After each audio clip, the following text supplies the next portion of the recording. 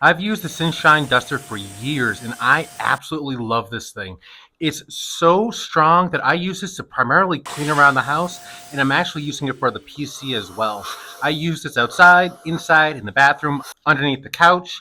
It just works so well. It has a extremely long power cord, so that way you have a good distance for this if you are doing some cleaning besides just with the computer. It does have 3 attachments that you can put onto here, and they just literally just go right on top. And then when you do use it, there's a light that's on top so you can actually see what you're doing. So if you are using the PC, it will illuminate any area that you're trying to clean. The filter is right here on the bottom, and it's just a little filter sponge that comes right out. You can just clean this right off, clean it in the sink.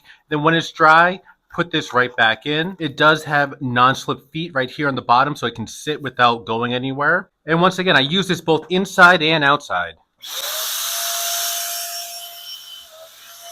It just works so well. This is a extremely reliable piece of equipment. Like I said, I've had this for years and I haven't had any issues with this. I do also like the grip that's on here. You do have some finger grips right here on the inside, so you can really just go ahead and hold on to it comfortably and do everything that you need to do.